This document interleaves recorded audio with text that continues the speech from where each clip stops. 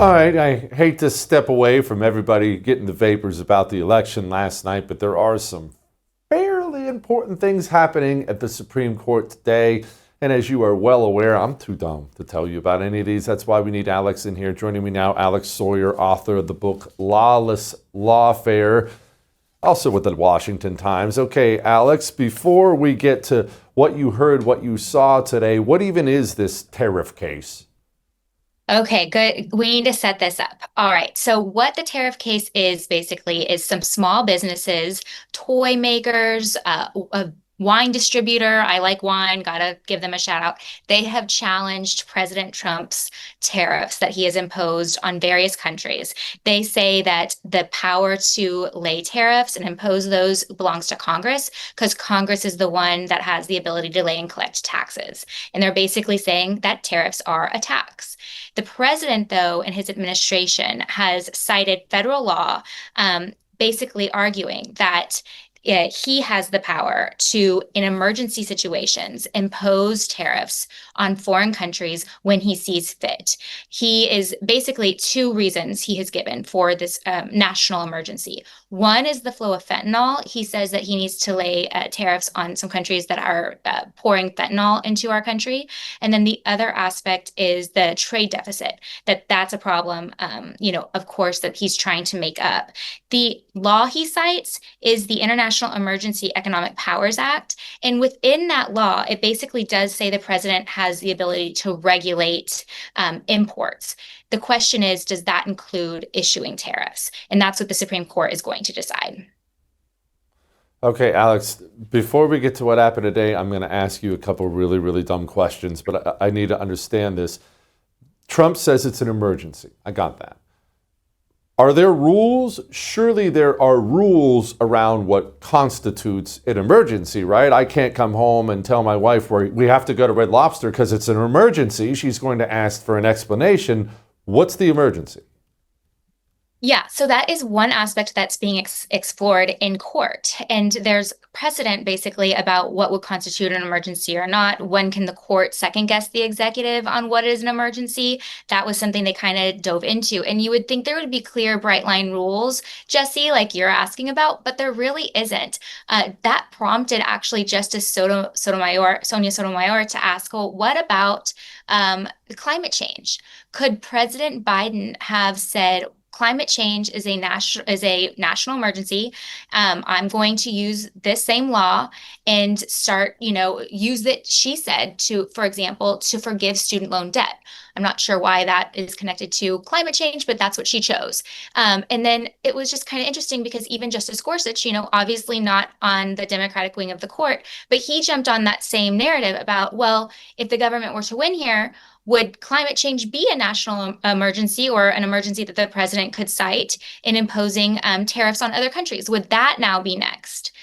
So, yeah, I think that the question that you're asking is very pointed, and hopefully the court will give a little bit of guidance on that. But it doesn't seem like there's a bright line rule about what would be an emergency and what isn't. Oh, that's freaking wonderful. Okay, now let's go to what happened today. I know you even made for us a cheat sheet of some I kind. The did. floor is yours. I'm going to give you a little sneak peek. So, whenever I go in the court, you cannot have electronics. So, you're in there without your computer, your handwriting notes. These are all my little notes I brought for you on my little legal pad. It's pink. But I like to keep track of where the justices might fall. So, you can see I kind of like have their names kind of listed. So, I left you guys really thinking that the administration had a harder day in court. The start of the arguments from the Solicitor General were met with tough questions, not just from the Chief Justice, but also Justice Gorsuch, Justice Barrett, those that we tend to think are the swing justices. We already know where the three liberals are going to vote. They're going to vote against the administration.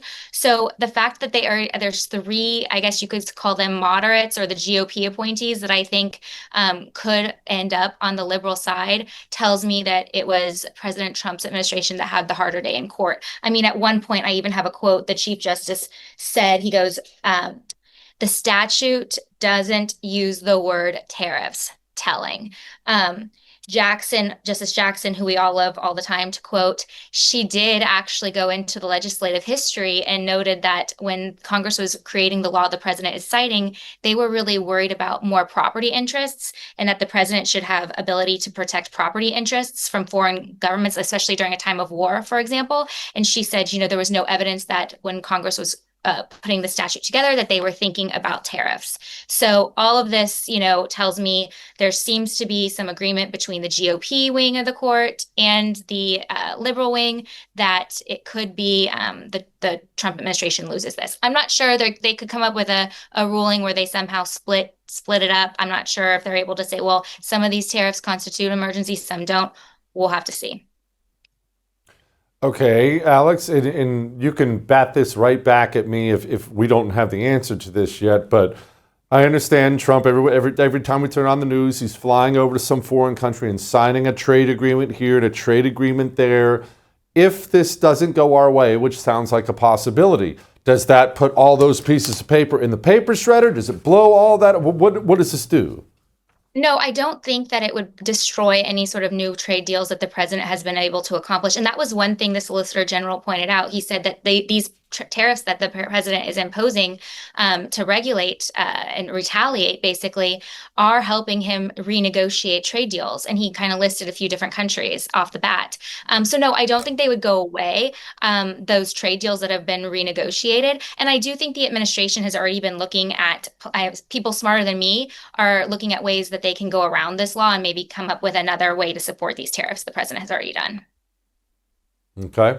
Let's shift gears away from this for a moment. Let's talk about Prop 50 in California. Obviously, it was big in California, but it didn't get a ton of national interest. This was California gerrymandering out the last of their Republicans, essentially. Sounds like something that should land before the Supreme Court. Is it going to? I think it could. I think you're right, and I would love to cover it. So basically, Proposition 50 was Gavin Newsom's push to redistrict California, and voters seem to have supported that and accepted that. I can get into the numbers why I think that is, but basically what it would do is it would force Republicans in Congress to lose about 4 to 5 seats. This was a push that Gavin Newsom was making after Texas moved to redistrict. It's kind of like a red state, blue state war, right? And one of the reasons I think this was successful was the amount of money that was poured into the effort, which, is kind of how these things work with elections.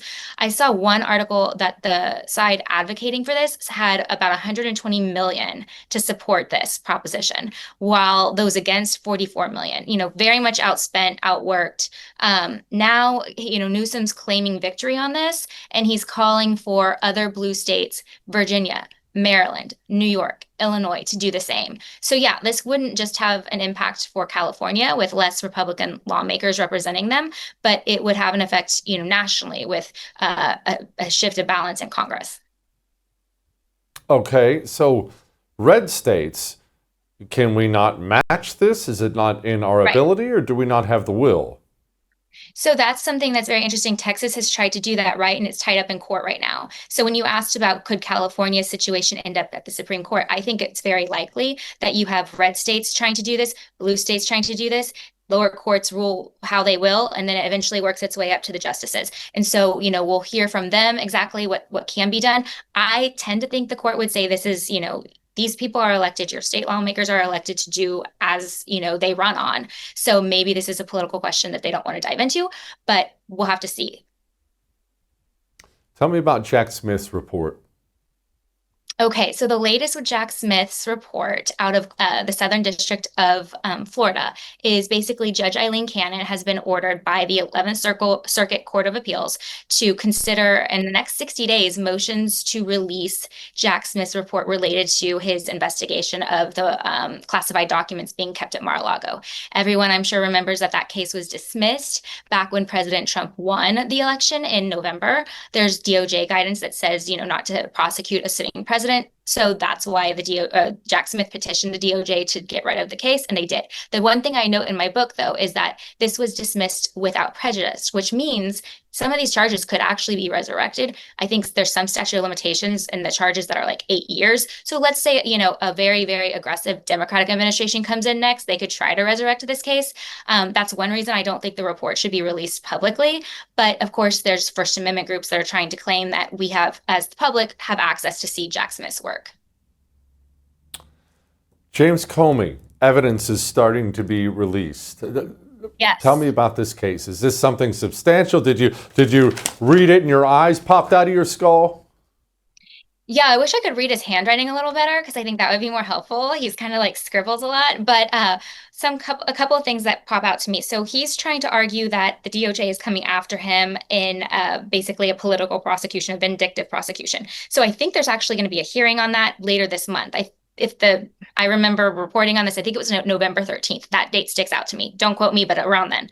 Long story short, the U.S. attorney, so Lindsay Halligan, responded to the claim of a vindictive prosecution and basically included exhibits that show that Comey was working with his friend, that law professor, Daniel Richman, about leaking to the media. And that's exactly what he's being charged for, right? He's being charged for lying to Congress, saying that he wasn't part of leaking to the media when it looks like there's actually emails showing that he was, or he was at least in part doing so. Like, okay, for example, Exhibit 5 shows that he's talking to his law professor friend about media and says that his decision, so I don't know whatever that decision is, but quote, would be one President-elect Clinton would like. So why is he making decisions thinking a President-elect Clinton would like it? The other thing, Exhibit 7 shows him praising his friend's media appearance. And then he also says in the email, quote, well done, my friend. Who knew this would be oh so fun? And then lastly, there's another one that my friend Mike Davis shared, Exhibit 13. Seems to be handwritten notes, which are kind of hard you can see them right there on the screen, hard to kind of zoom in on. But there's one line in there that says HRC plan for hit Trump. That's what I read. So why is he worried about Hillary Rodham Clinton's plan to hit Trump? It just seems extremely political. It does show he was in on, his friend's media appearances for whatever that might be. And in one of the emails, the friend actually offers, I think, to write an op-ed or do some sort of defense of Comey and the FBI. And it looks like Comey says, well, not right now, but that at least shows that he's being, asked. Maybe this was a practice. We'll have to wait and see more when this hearing happens. But, it looks like this U.S. attorney definitely came armed with evidence. Oh, so fun. What kind of a dude talks like that? That's how women talk. It's very weird. Anyway, thank you so much, Alex. I appreciate you. I would thank you for coming to my YouTube channel, but I know how brilliant it is, and I know you love it here. So subscribe and watch. We're going to start really ramping things up and putting some funny stuff, some interesting stuff out there, some collaborations. Either way, my YouTube channel is officially the place to be. So stick around.